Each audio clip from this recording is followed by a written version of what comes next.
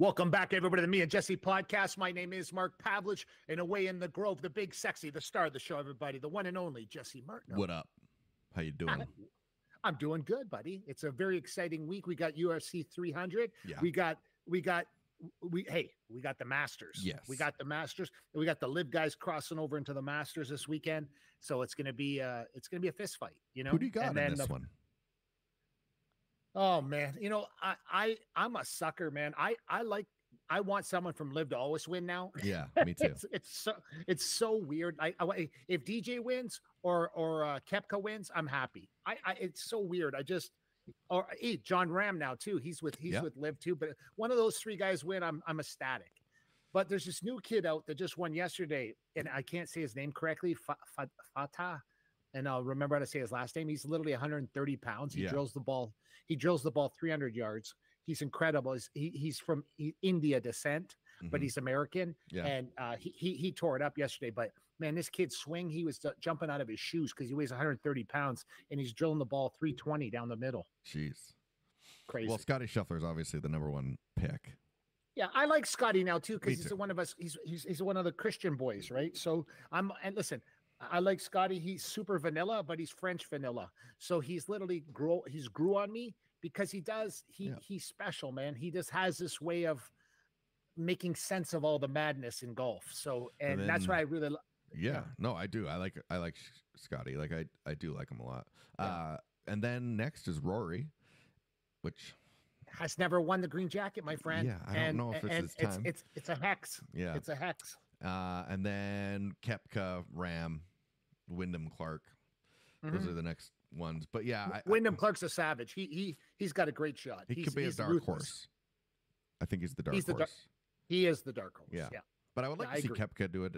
Like that would be pretty Why good not? again. Yeah. Why not? Yeah. Why not? Listen, one thing about Koepka, you can say whatever you want. But if me and you went to Golf Biz to go hit a bucket or two of balls, and we could pick any golf pro in the world to go with, he'd probably be the funnest guy to go with. I think that, like, regardless of what people think, what he went, like people like him. Like everybody he'd be likes fun. him. Yeah, he's a dude. Too. He's a dude. Yeah, totally. And I totally think so. And I think that he is even more than Dustin Johnson. I think that he is a big part of why the PGA and Live did their thing. I think he doesn't get enough credit. 100%, Jesse. 100%. What does he do? He signs with Live, then goes and wins the PGA. Yeah, he was the catalyst US Open or something. Sure. There's no question. So the PGA doesn't want that to continue on. They don't want Dustin Johnson winning shit now. They don't want John Ram winning shit no more. And what happened was when Koepka did it, you were like, oh shit, he's going to win a major. For sure. Yeah. And he did. Yeah. And you're right. That's what triggered things to kind of go in a different direction. Yeah, that was awesome. And then I think everyone likes Koepka and respects him still. So I think that it was a big factor in that. Even more than, obviously winning the major was a big deal, but yeah, like, you see that kind of stuff and you see him, like, you're like, oh yeah, this guy's cool. So I think the documentary, Jesse, Full Swing. Full Swing. On Netflix is what got people thinking, because you finally see golfers dropping F-bombs. Yeah. You start to see, because you won't never see that on television, but then all of a sudden you see their real lives, and most of them got super hot wives, or super hot girlfriends, which you think, oh, golfer, hot girlfriend, not so much, but then you think, oh, golfer, hot girlfriend that made $150 million, girlfriend's even hotter now. So, like that's kind of how it looks. And Koepka and all those guys fall in the same category. They all got hot chicks, Yeah. And I think too, like with all the stuff's going on, like he does play well to a younger audience as well. He sure does. And why not? Why not? Like, again, like, I can't believe there are people still like upset about it all, but it's made golf actually somewhat popular again. Yeah. And the only one that should be upset right now is probably like guys like Rory and guys like Ricky Fowler, who probably turned down hundreds of millions of dollars to stay in the PGA. And then the PGA goes, and how Monahan is still the president of the PGA is mind boggling. That shifty prick has literally threw half the guys under the bus. And literally, I don't get it. Like, I'm watching the second season of Full Swing right now, and how he is still running the PGA Tour is mind-boggling to me. How Rory hasn't took his driver and smacked him over the head with it is shocking, because literally, if anybody lost $500 million in this deal, it's Rory McIlroy. Yeah, absolutely. They have to be a little pissed about yeah, you can say whatever you want about Rory. You can say whatever you want about him. People can shit on him. I'm not shitting on the guy. He's a great golfer. He wanted to make a stand for the PGA Tour, and the president screwed him in the long run. You know, it goes to show that loyalty doesn't always pay. You said it, and Jesse, you're right. It clearly doesn't pay in this case. We'll be right back on the Me and Jesse podcast. Get ready. It's time for the Me and Jesse podcast with Mark Pavelich and Jesse Martineau.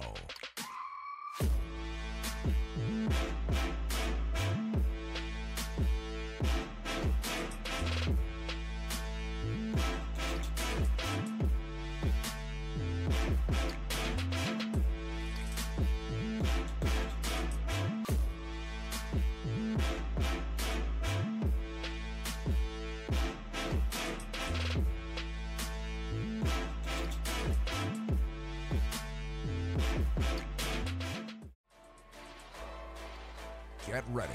It's time for the Me. Is the solar eclipse going on right now during the show? Just ended. Or it's ended. It was earlier. It was earlier. Yeah. And thank God I missed it, because when does it come? Every 423 years or something? No. It's every year. It's just when it hits like certain parts of the world. So a big chunk of the United States got the whole total thing covered today. Okay, but what about us? A little sliver of it. We had just a little chunk of it. Why is there making such a big deal about it? Well, because there was a lot of things around it today. NASA was for some reason shooting missiles at it. We don't know why. Why? No one knows.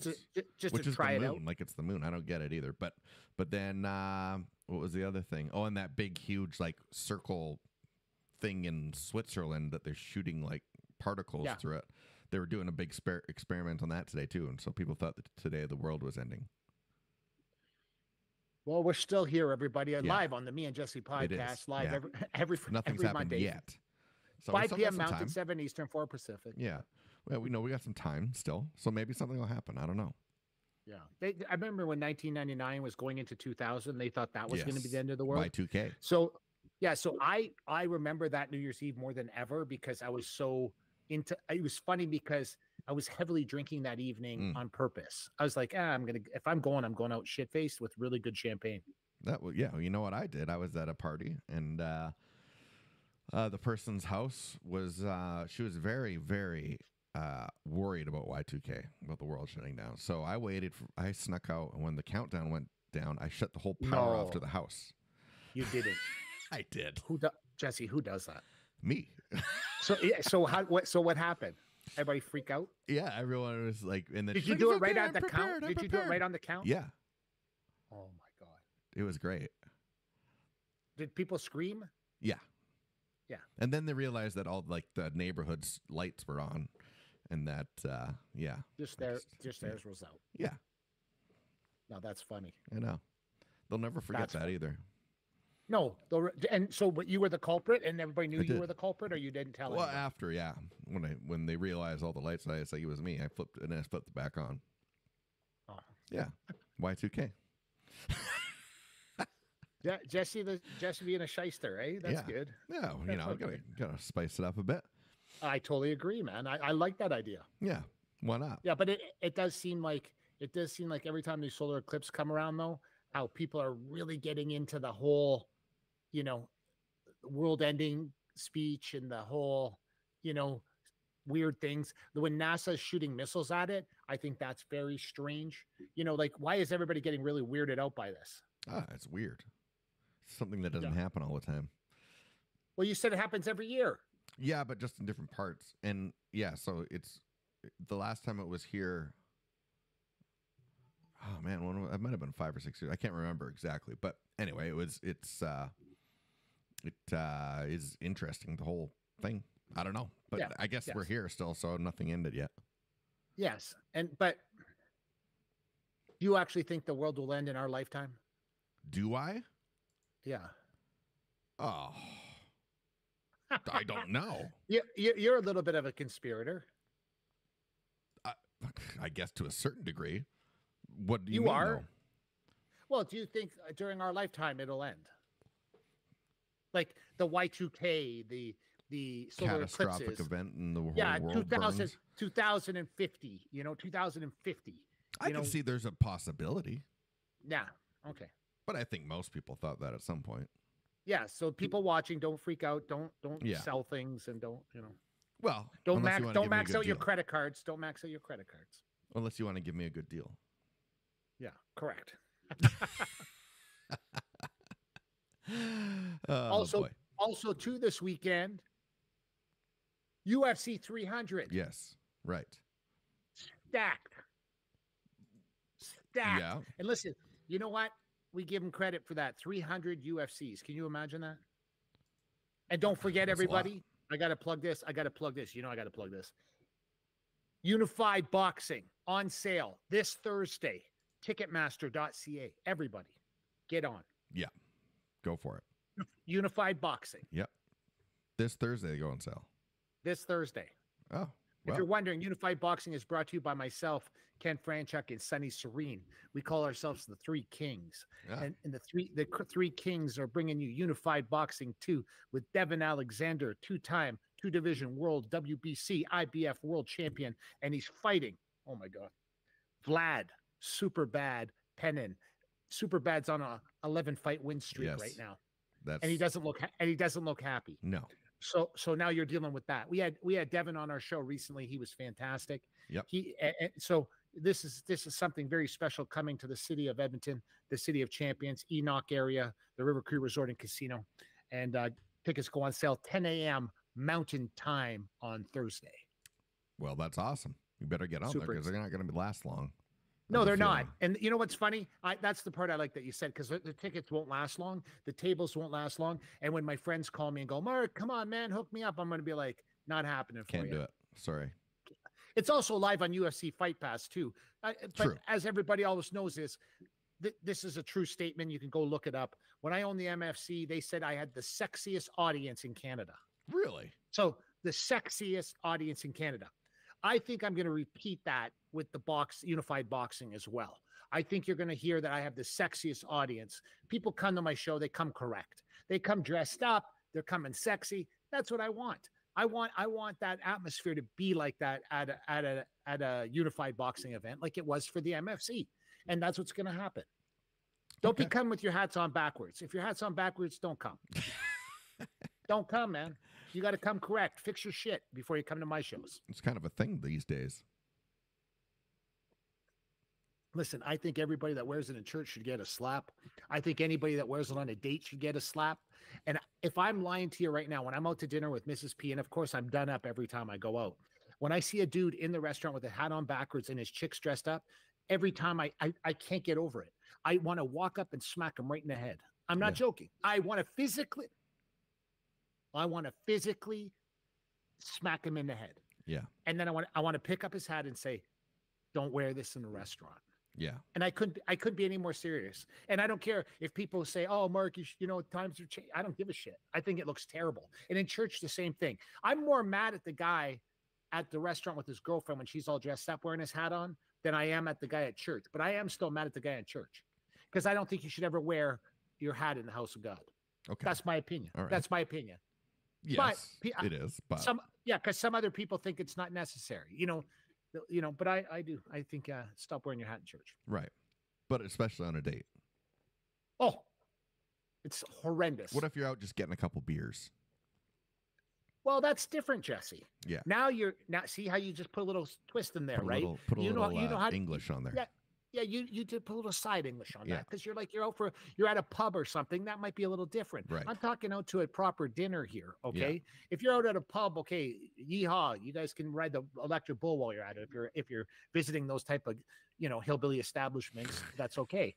But what I'm saying is guys like me don't go to those places. You know what I'm saying? And my wife and I would never, ever, ever go to a place like that. But you wear hats. Yes, but I don't wear hats out on a date. I wear hats when I go golfing. Yeah. I wear hats when I'm in the sun. That's what the hat's for. The rest of the time, as you can see, at almost the age of 57 years old, I have a above average do. like yourself, but you're much younger. So you don't want to cover a dude like this at 57 years old. Right. You just don't. No, that's a good point. No, you don't. If I can understand if you're balding, whatever the case may be, but I've always been a huge advocator of no hats in church. Listen, I watched my dad, 90 years old, but he wasn't 90 when he did it. We were in Joe Louis Arena in Detroit, and they were singing the national anthem, and my dad was in the press box. Yeah. And the guy didn't take his hat off during the Canadian national anthem, and I watched my dad reach over and smack it off his head. Jeez. Different time. This is how I grew up, my friend. Yes. This is what I saw. And you know what's funny? At the time when he did it, I was kind of embarrassed. But in hindsight right now, I'm like, wow, that was such a cool move. Because my dad is that guy. He can do that. He can actually do that. And what are you going to do about it? Like, my dad was that guy. He's tough, So it's like, oh, you want to do that? Oh, great. What are you going to do about it? Hey, if someone smacks your hat off, Jesse, you can smack them back. But if you're wearing your hat during the national anthem and someone smacks your head off, you think twice, like, oh, maybe this old timer here probably has a lot of respect for what's going on. And he doesn't curtail his belief system with the minority of people want him to think. My dad has a belief system that is very pure and very, very patriotic. Yes, I agree with that. What do you think about the anthem, though, in the front of the games? What do you mean? I don't think they should sing it anymore. I don't think so either. And you know why I don't think you should sing it? I agree with you, Jesse, because the other day during the basketball, Louisiana is playing somebody, and they literally walk off the court during the national anthem. And Iowa stays there and shows tribute. I don't care how many times we do the podcast. I don't care how many times everybody wants to be politically correct. There's no world that I live in that kneeling during the national anthem is okay. And nowhere, no time. I don't care anymore. Like, I'm getting to a place in my life where it's like, I had to listen to all these idiots tell me that, oh, they're standing for something and they really mean it. And they're pounding their chest. And it's like, yeah. And they're kneeling during the national anthem. And they're saying that's okay. You know what's funny? I had the privilege of training the Canadian military. I had the privilege of training with Navy SEALs in Virginia Beach.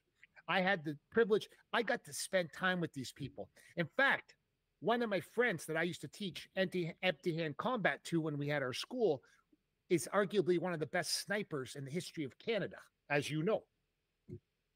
I know these people. I know they're not okay with you kneeling for the national anthem either. So I spent time with these people. And not to quote Jack Nicholson,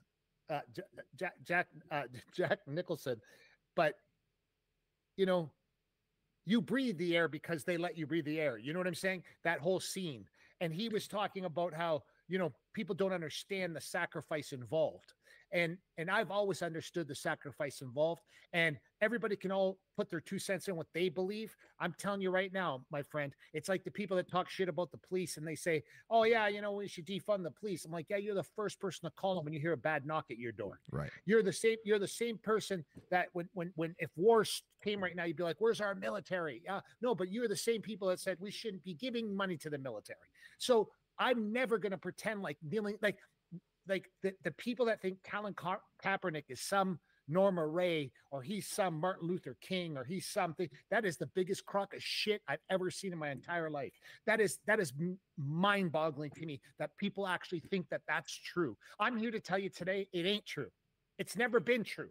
He was a third-string quarterback when he decided to kneel. Never forget that, everybody. He made more money kneeling than he ever made playing. I know. Yeah, I don't. You mean you need me to continue on because I'm right about this. Yeah. I'm right about he made more money kneeling than he did standing playing. Well, I think the problem with this is that in sports it's kind of an escape for everyone, but we use it as a platform. And again, like there's a fine line too, because sometimes you do have to say something, but is that the time? I don't know. I think you save the national anthem for like big things like the Super Bowl. Do the anthem, cool. I agree. Like big event or something, but every regular season thing, like I don't know. I'm not sure. No, and you know what's funny? Colin Kaepernick has the right to kneel. I'm not saying he doesn't have a right to kneel. Right. The part that bothers me is, and listen, you know what's funny? I don't have a problem with Colin Kaepernick. I do not. The problem I have that he profited off his kneeling. And did he profit off his kneeling? Ask Nike. Go check, guys. You can go check. He profited immensely off of his kneeling. Like, you have no idea how much he profited off this. And that's the part that disturbs me more than anything. So, yeah, he's trying to pound his chest. Does everybody forget what he did? I pay attention. I'm not smart, but I pay attention. And after he did this whole spiel, and Nike jumped on and gave him that $10 million and gave him this money and gave him that money, did you see what happened? He decided to go out to the field and have open tryouts. Yep. For himself, Jesse. For himself. Yeah. This is a guy. Screw the NFL. I'm gonna kneel. But then he went and had open tryouts for himself. Not Jesse. Not one, two. Not one, two. Had receivers show up to catch the ball for him. Yep. Not one NFL scout thought he was okay to play, even a backup quarterback. The decision was. So explain that to me. Explain that to me, Jesse Martineau, the great Jesse Martineau. Explain that, how that is even. We're talking about a guy that, screw the NFL, I'm kneeling down, third string quarterback. I then go, Nike gives me all this money because they believe I'm Martin Luther King, which he's not, or Muhammad Ali, disgusting, not even in the same category. And then he does, then after all this, he goes, oh, now that I got some hype back, because I had none, I was on the bench by myself, I now decide that I'm going to hold open tryouts for myself. X amount of people did show up, and nobody gave him a sniff. Nobody. Yeah. Now, you will all say at home, yeah, it's because he kneeled down. Bullshit. We all know the truth about that, Jesse Martineau. We've said that on this podcast. Absolutely. Are we forgetting about people in the NFL with drinking and driving, with killing people? Did I just say killing people? Yes. And then all these other things, almost shooting their pecker off, shooting their foot, doing this, doing that, all kinds of crazy stuff. And they're still playing in the NFL. So you think kneeling for the anthem is even on the top 10 list of this stuff? It's not. He was never good enough to play anymore when he kneeled down. He knew that, and he capitalized on it. He's not a Muhammad Ali. He's not a Martin Luther King. And stop it, everybody. That's why you don't hear about him. You just heard about him today on the podcast. We made him valid again because you don't hear about him anymore. Listen, Colin, I got all love for you, but you should never be profiting off of your kneeling. That's all I'm saying. Yeah. And you did. Yeah. The time was the proof on that one because he hasn't done anything since then. So, if it was that good, yeah, absolutely. They're going to bring him in because they want to win. Let's pay attention though, Jesse. Let's be the podcast that's not looking for a press pass. Let's be the podcast that's not looking to forget about things. So when we bring them back on the podcast, people go, oh, whoa, those guys are kind of smart. No, maybe they're not smart, but they're paying attention to what's going on in the real world. We're not bullshitting people and telling them that this is not, I see the great debates every day on different podcasts about who's the greatest. We've already solved that on our podcast multiple times. Okay. So, and I saw on multiple podcasts, people talking about Kaepernick and praising him and how the number 7 jersey all of a sudden has sold crazy. People are wearing this jersey around like it says Martin Luther King on the back, and it says Colin Kaepernick, third string quarterback that was never going to see the field again. Yeah. I mean, hey, we've talked about that a lot. It's like it is one of those things. And I mean, there's rumors all the time of him coming back somewhere, but it's never happened. You know what happens, Jesse? Every second that goes by right now is that he's not coming back. You know how it works. Just like those boxers, the boxers that, I got a fight coming up 6 months, 6 months, they talk about Tyson fighting Jake Paul. Yeah. When he fights him, he's going to be 58. He's 57 now, but by the time the fight starts, he's going to be 58. Exactly. It's like mind-boggling. But this is the world we live in today. We want the quick hit. We want the, oh wow, look at this, look at that, and then it's gone. Then we forget about it. Everybody forgets about it. But how can you forget about these things in life that we were you were dying on you guys were all dying on that Kaepernick thing. You were all dying on it. You were all like, oh, lay down the flag. And I'm like, yeah, listen, in my world, you kneel for the national anthem. Shame on you, man. Shame on you. You don't want to take your hat off either. Shame on you again, man. I'm not joking. That's not cool with me in any way. And I'm not some old guy that's telling you this. This is the young me telling you this because I've always been like this. I never served 1 second in the Canadian military, not 1 second. But I know what they did for us.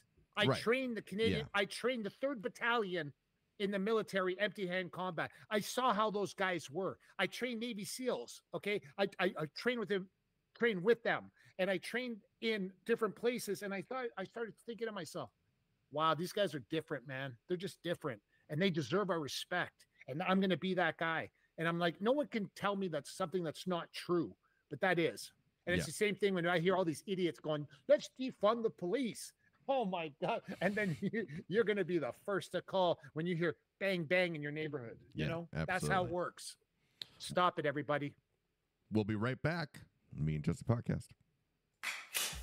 Hey, you've spoken, and we've listened. Introducing the next version of Backscape, Backscape 2.0.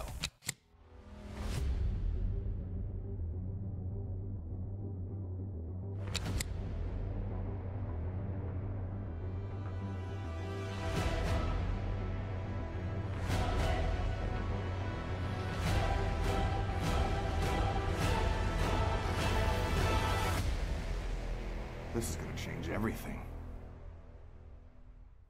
Not only can you assemble your Backscape faster than a NASCAR pit crew now, but you can take out the shaver and use this anywhere you want on your body.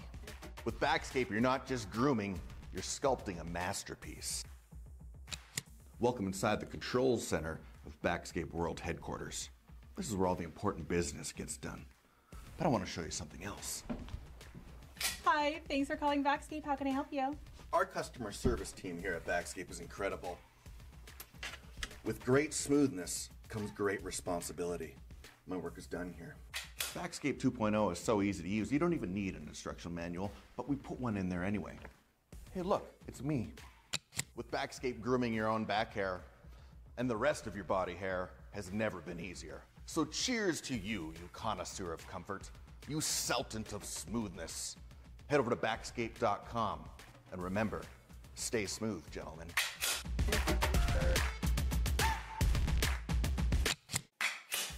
Hey, you've spoken. And don't forget, everybody, this last segment was brought to you by Backscape. Check out Backscape.com right now, the 2.0 on sale and probably hot, like seriously burning up right now. Am I right? Yeah, it's been really good. Burning up. Yeah. Head over to Backscape.com. Really well, you know, UFC. We kind of glossed over the UFC.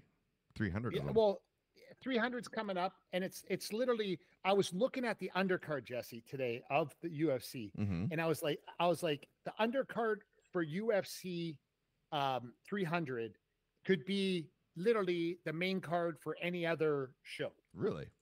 Yeah, and I was looking at it, and I'm like, this can't be, like, this is crazy. Like the actual, the actual fight card. And I was looking at the fight card and I'm like, wow, this is nuts. Literally, I'm going to start just to kind of give everybody the first fight of the night, when they're still setting up the chairs. Yeah. is Figueiredo against Cody Garbrandt, which both were champions before. They were both champions and they're both like ranked in the bantamweight division. They're the first fight of the night. I'm not talking about on the undercard. I'm talking about on the undercard. Right. Like they're still setting the place up and these guys are going to be on. The next fight is a killer fight. It's Bobby Green against Jim Miller. Yeah. And that's the second fight of the night, like on the undercard. Yeah, the early prelims. Yeah. And then literally you have like just like the killer fights. And then literally on the undercard, you have Holly Holm, who's like, former world champ, against now Kayla Harrison, who is like Olympic champion and whatever. That's on the undercard.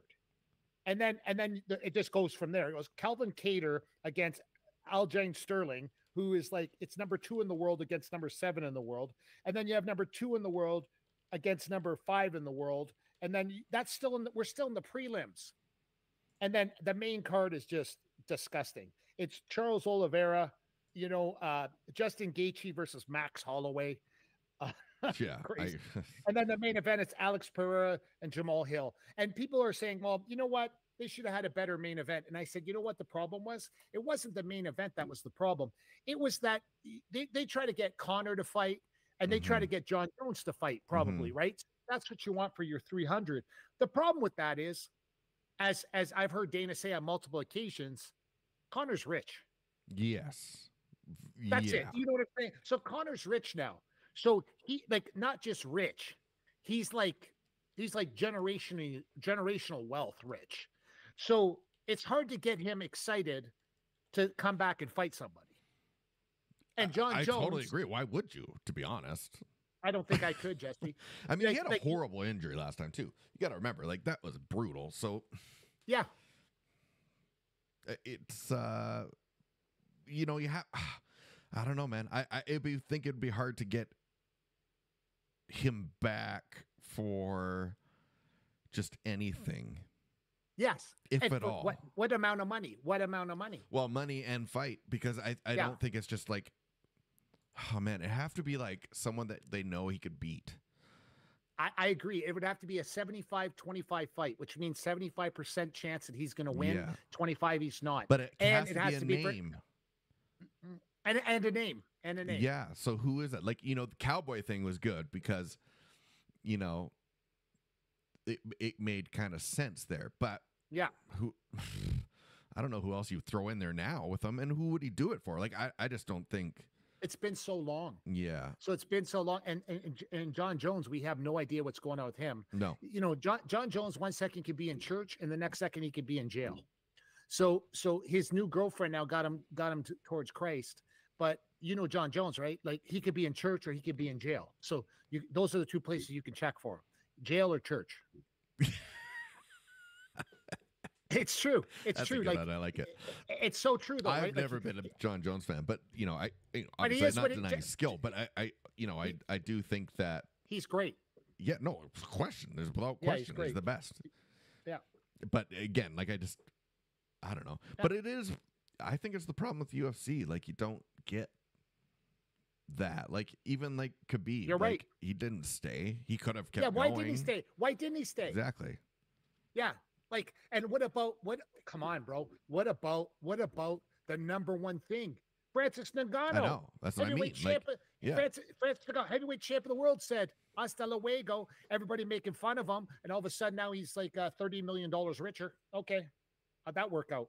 Very good. Yeah, exactly. and again, I think that is the underlying or over whatever. It is a major issue, I think, anyway. I just don't see what they do. I think they're in the PGA scenario. Oh, I don't know, because with who? Nobody yet. But the PGA never thought they were big enough either. The PGA never thought there'd be a problem. I agree. And so I think they're that PGA phase where, hey, nobody's going to touch us. Yes. All of a sudden, boom, Liv comes out, and everyone's like, this is stupid. 2 years later. Yeah. So I actually do think the UFC is in a phase like that where they, and again, it's not denying that they're the thing. It's just, if you're not going to ever evolve, it's a matter of time before something catches you. That's why I think sports that actually do something, and you look at even baseball, but football, hockey, they do shift things and try to make it more current and relevant for today's audience. The only thing that doesn't do that is soccer. Yes, you're right. Which is why it's a beautiful game. They added VAR, sure, probably should have, because the amount of calls that get screwed up there is astounding. It's kind of surprising too. You're right about the VRA thing, because it's first of all, do we not all agree though? And I know you're going to disagree, but I think to make it more sensible for North America, that they get rid of the offside rule. No, you can't get it offside. It'll be the same as hockey. But okay, so why not make a line, or why don't you make it the box? The box. Yeah, but that's because. Yeah, I don't understand why they wouldn't just have a set line, but I guess it's because for set plays, because it moves all the time. Because it's not like where we have a face-off circle or but you or could in football that. where there's the scrimmage line. It's a moving in football, it's a moving one as well. It's just more clear because it stops and starts. Where because it is you get what I'm saying though, Jesse. Because if they did something like that in soccer, it would propel soccer into a whole nother level. That if you did, it'd be more goals too. So if you could say where the box is, where the goalie's box is, but there's a line that goes all the way across, and that's the only place you could be offside in. Yeah, you would see way more goals. Yeah, way more. Yeah, goals. It's true. I think that is. I mean, I would like to see the MLS try something like that. Although scoring isn't really a problem in the MLS at a lot. No, it's not. But that's not a bad idea though. If the MLS was listening to what you're saying right now, they would be like, why don't we be the revolution? Why don't we revolutionize the titch and listen to what Jesse Martineau has to say? Because most of his ideas are so great always. So why don't we do that idea and watch the speed of the game? And if it gets you 1 to 1.5 more goals a game, over the course of the entire season, each game, it's going to be way more exciting. Yeah, I think that. Why not? Especially there when we're used to that. Yes. Or another league that, isn't in Europe, let's say, another North American one. Try it out. Like see what happens. But I think the MLS is a good place for that. And especially because they are trying to appeal to a North American audience, which is used to a certain thing. And it is a little confusing. I get it. Like I know that, when we talk to people that don't know hockey and we're like, well, no, it's not that difficult. We know all the rules, but we know all the rules. We grew up with it. Yeah. So you just have to it's relative. So yeah, we didn't grow up watching all that the time. So it's more difficult to understand because you're just not used to it. So I think that they could absolutely try something at the very least to see. I love that. I love that idea. I think it'd be an awesome idea. I do think the box is the line, the 18-yard box, whatever is probably the one because you're going to defend in there anyway. Yeah. No, but you know what? You know where it comes into play though? The cross ball. Yes. When you're crossing corners, center, crosses. When you cross the ball kicks. going, when you go across half field and you cross the ball, you can really run the guy now. Yeah. Now the guy can run and make that pass. Yeah. Most of the time you get called for offside. It never happens. Yeah. But that's like the cool breakout in hockey. But in soccer, it would be like you could continue on and actually score, which would take the game a whole nother level. They're still playing the rules, Jesse, from back in the 1920s and 1900s. Like the soccer rules have not changed. But I think that's why, they call it the beautiful game too, because nothing changes. Yeah. Same with boxing. That's why they call it the sweet science, because nothing changes. Yeah. It's still a a jab across, right hook, uppercut, someone gets knocked down. That's how it works. Only four things you can do. And baseball just did that. Baseball was like that, but then they started to change. Baseball changed too much because now they're changing. Now they're giving a shot clock on the pitcher. Yeah. Now they're making the bases bigger.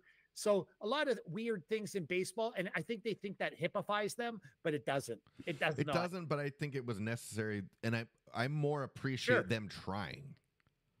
Is I think the point with that one, because don't you think they did this though, Jesse? They went like, look over there, and they kind of distracted everybody, but it's maybe, not really. but it's not something really that's major. Yeah, where they did. No, that. I don't think it's that major either. But I do think it is. It's you can't change something major. I don't think you can't go to like aluminum bats or something. You couldn't do that. No, but what I'm trying to tell you is like the shot clock now on. Yes, shot clock, I don't mind that. I don't. I call it a shot clock, but it's a pitcher clock. Yeah. And I don't mind that either. But what I'm saying, and how many attempts you get to first base, and all these other things, I don't mind that. That does speed up the game a little bit. But making the base pads bigger, come on, bro. Like seriously, was that a problem? But that was a big change, and hockey did it. Hockey changed the nets. They changed the position of the nets. And come on, Jesse. No, Jesse, they changed the freaking goalie equipment. If the goalie equipment was any bigger right now, your goalie's 6'5", okay? Your goalie's 6'5" now. When he's down on his knees, he's the same height as old goalies were. Mm-hmm. And now the pads are bigger. Everything is bigger. It's so much harder to score now. There's no question. It is way harder to score. But, and again, they found a way. Because goal scoring is Gretzky's record is safe. Like no one's ever going to touch that in this version. It doesn't look like Ovi is going to be able to do it. Nobody. He's close. It's impossible. I mean, they just released. I forget who did that. I forget who did it. Some sports science company, but they put all the players in there and had it era adjusted. for like whatever era they play. If you played in the 80s, here's what it would translate to today, kind of thing. Or if you played today, here's what it would translate. In hockey? In hockey. And OV was the top goal scorer. Gretzky was still the top points guy and assist guy, no matter what era. Oh, this is everybody linked in. Yes. Like, okay. Yeah. Very cool. And so they had a big list, a big break. I should have pulled that up, but they had a big breakdown of everything. It was actually kind of neat to see because you're like, okay, yeah, because you always wonder, like, again, but they took into account, it was like a weird science thing they did. They took into account equipment and all that stuff as well. You can't just like translate goals over. So they actually put a lot of thought behind how they did it, and it's what they came up with. So anyway, and then Crosby is actually really high on the list. Like, I think he's like number 4. Yeah. Wow. On the whole all-time list because of what he did in that time. Because you got to remember when Crosby was doing that, it was like, it was a tough time for the NHL. The goal scoring was way down, and don't forget about Crosby too. When this is all said and done, though, he's going to be in the same category as the Gretzky's, Lemieux, everybody. I think so. Just you can debate it all you want, but that's what's going to happen because what he's done with teams his whole career, he's the one that lifted people up.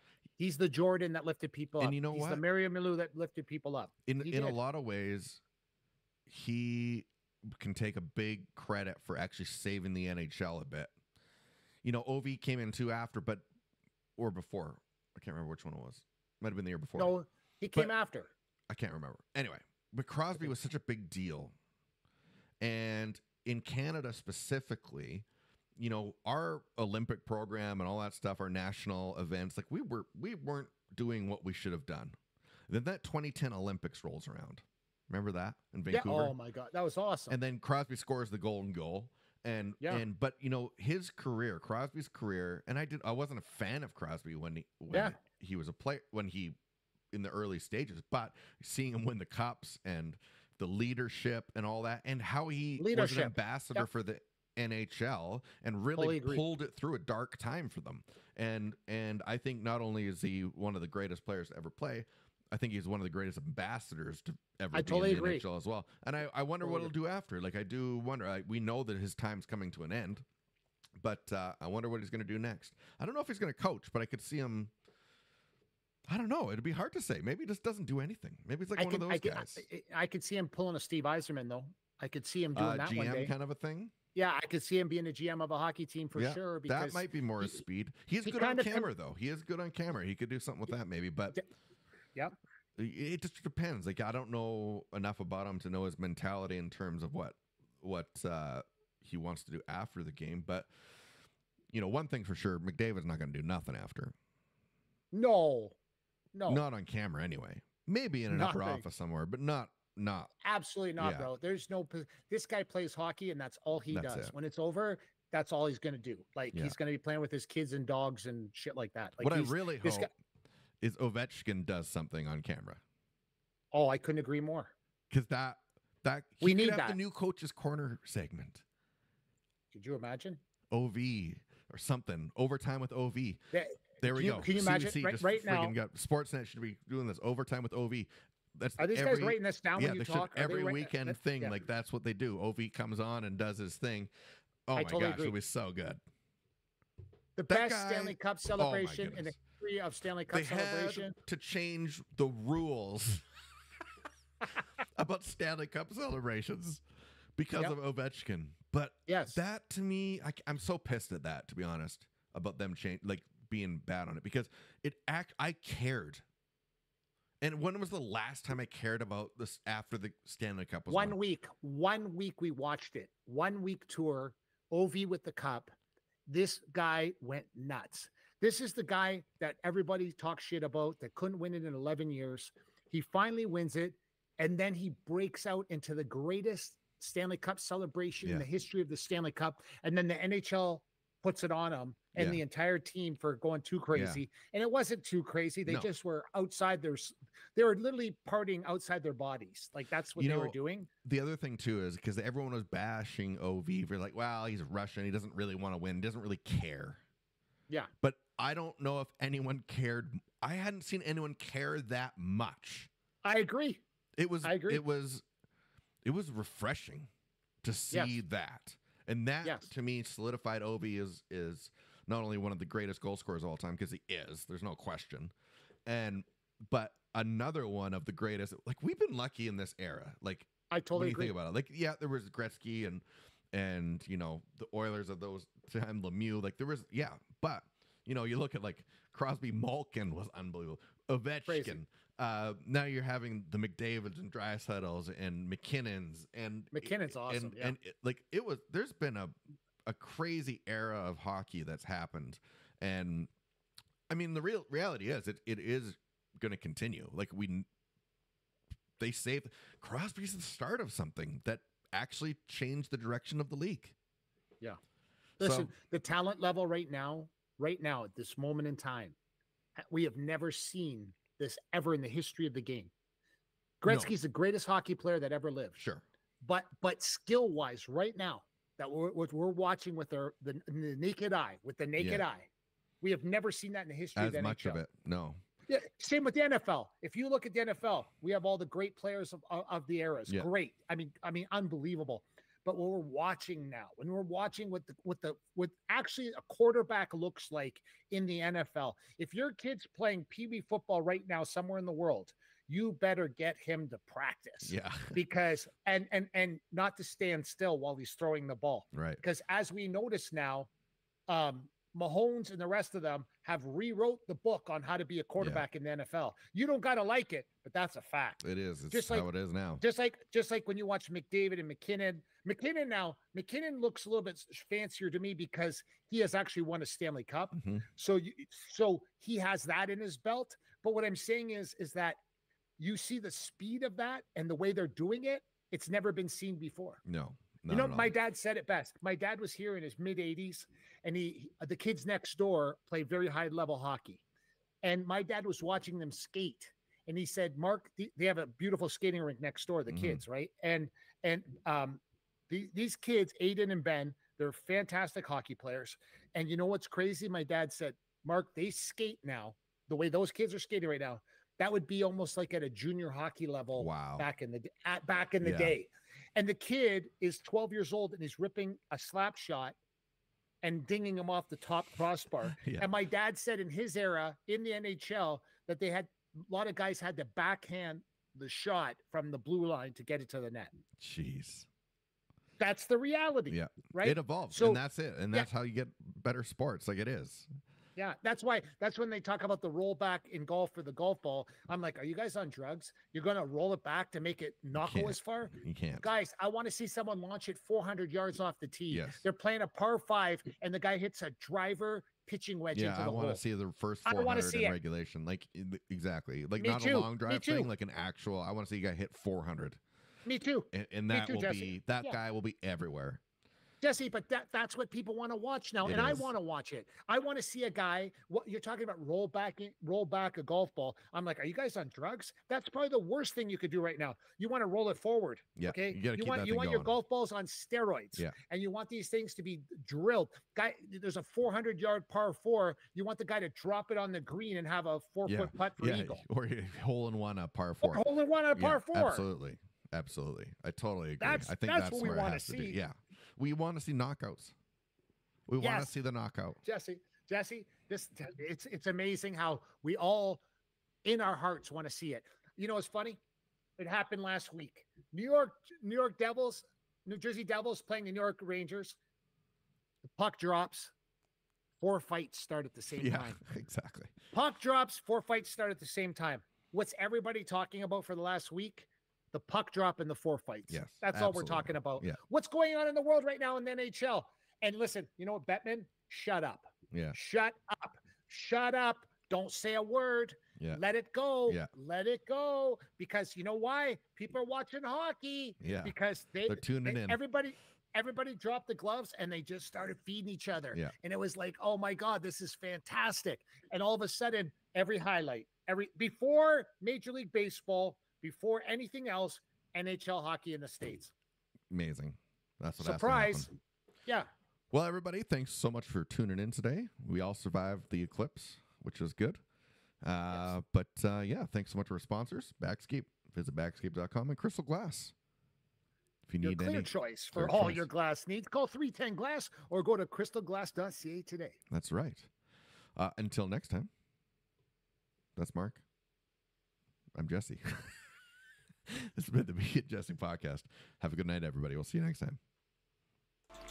Thanks for watching the Me and Jesse podcast. Follow us at facebook.com/Me and Jesse.